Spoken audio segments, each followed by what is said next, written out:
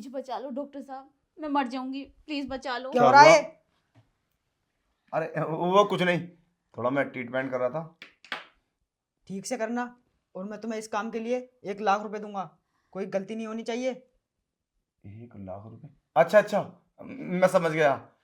वो क्या है ना, ये ये आपकी बीवी है? हाँ। अच्छा अच्छा, वो ये डॉक्टर केबिन है, यहाँ पे दूसरा अलाउ नहीं होता। अगर चेक इन हो गया तो बिना वजह मैं प्रॉब्लम फंस जाऊंगा। तो आप ना बाहर बैठो। ठीक है, पर काम अच्छे से होना चाहिए। बिल्कुल चिंता मत करो इस बात की। ये तुम्हारा पति 1 लाख रुपए के लिए बोल के गया है, और तुम बोल रही हो कि मेरी जान बचाओ। क्या है ये, मेरे तो कुछ समझ में आई नहीं। मैं तुम्हें समझाती हूँ डॉक्टर साहब। मैं ना प्रेग्नेंट हूँ, और मेरा पति मेरा अबॉर्शन करवा कर मुझे डिवोर्स देना चाहता है। मेरी लाइफ तो बर्बाद हो जाएगी डॉक्टर साहब, मुझे बचा लो। अच्छा, अब आई पूरी बात समझ में। ये तुम्हें डिवोर्स देना चाहता है जी किसी लड़की के चक्कर में। शायद। पर ये बात तुमने अपने परिवार वालों को नहीं बताई? नहीं डॉक्टर साहब, मेरे परिवार वाले बहुत गरीब हैं। अगर मैंने उन्हें बता दिया तो उनसे ये सदमा नहीं झेलेगा। मैं चाहती हूँ ये सब ऐसे ही ठीक हो जाए। अरे तुम कैसी बात कर रही हो, ऐसे कैसे? अरे तुम कंप्लेन करो इसके नाम, बहुत बड़ा एक्शन लिया जाएगा इसके खिलाफ तो। नहीं कर सकती डॉक्टर साहब, मेरी जान लेने की धमकी देते हैं अगर मैंने किसी को बता दिया तो। यार ऐसे कैसे हो सकता है?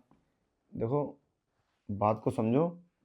तुमने इसकी कंप्लेन करो या फिर इसके घर वालों से बताओ, ऐसे कैसे हो जाएगा? और तुम्हें डिवोर्स देंगे, ये तो बड़ी गलत बात है। और ये अबॉर्शन, ये काम तो मैं बिल्कुल नहीं कर सकता क्योंकि ये इलीगल काम है। और मैं एक डॉक्टर हूँ, मैं ऐसे कैसे कर सकता हूँ? ये तो वैसे भी डॉक्टर ने काम है।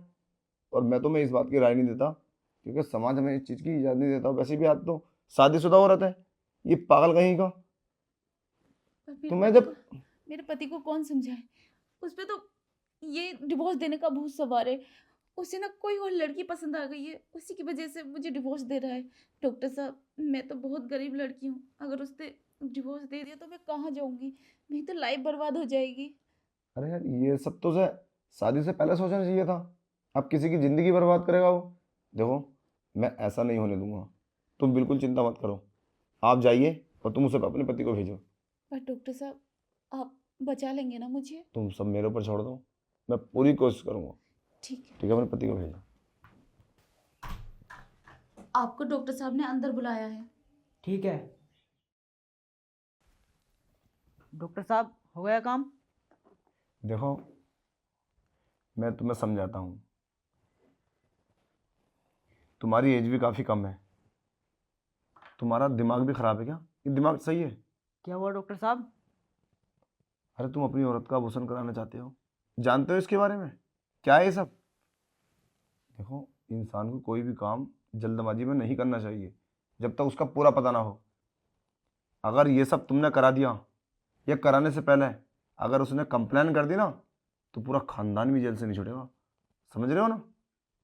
अरे वो तो बेचारी बता रही थी कि गरीब घर की है, इसलिए वो समझ गई बात को। देखो, शादी से पहले जो तुमने किया ठीक है, मगर शादी तुम्हारी हुई उस लड़की से।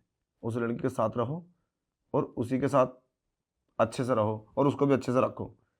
दूसरे किसी के चक्कर में मत पड़ो, सिर्फ घर बर्बाद होगा। तुम्हें क्या लगा तुम उसका अबॉर्शन करा दोगे और कोई दिक्कत नहीं आएगी? दिक्कत तो उसी दिन से शुरू होगी, समझ लेना। बच नहीं पाओगे तुम। अरे मैं फंसूंगा कैसे? वो मेरी पत्नी है, और उसके घर वाले तो बहुत गरीब हैं। वो कुछ भी नहीं कर पाएंगे मेरे पास बहुत पैसा है। देखो, पैसे का घमंड मत दिखाओ, घर वालों की जरूरत नहीं है।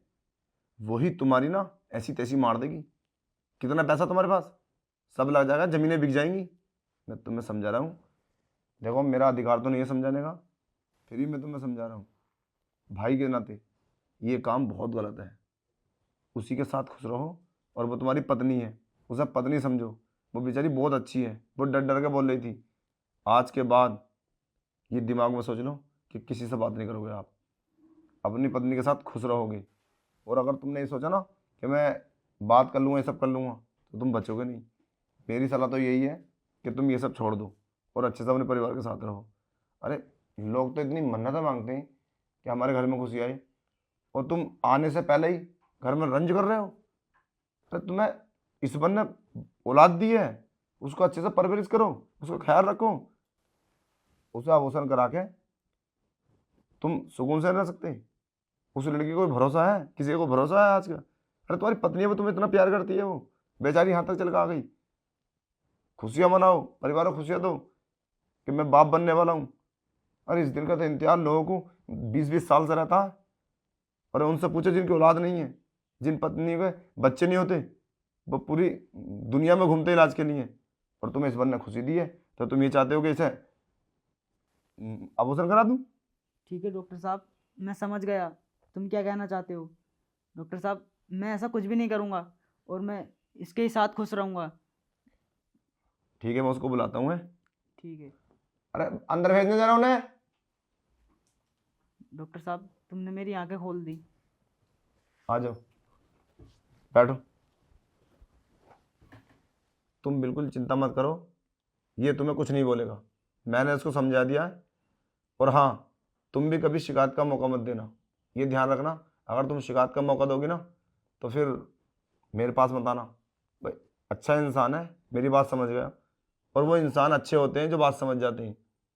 आज के बाद तुम्हें प्यार करेगा, ठीक है? अपनी पत्नी को प्यार से रखना। ठीक है। थैंक यू डॉक्टर साहब, आपका ये एहसान मैं कभी नहीं भूलूंगी। आपने मेरा उजड़ता घर बचा लिया। ठीक है, खुश रहो दोनों, जाइए आप। ठीक है डॉक्टर साहब।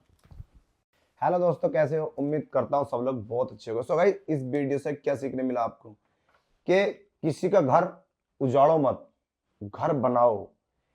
एक दूसरे में प्यार बढ़ाओ, नफरत नहीं। बस हमारा इस वीडियो को बनाने का मकसद यही था कि जो ये गलत होने जा रहा था, एक डॉक्टर ने उसको बचा लिया और परिवार जोड़ दिया। अगर डॉक्टर चाहता तो 2-4 हज़ार रुपये लेकर कमा के और उनकी ज़िंदगी तबाह कर देता, मगर ऐसा नहीं करना चाहिए। डॉक्टर कोई भी हो तो कोई मतलब नहीं है इस बात से। बहरहाल हर इंसान को एक दूसरे के साथ अच्छा करना चाहिए।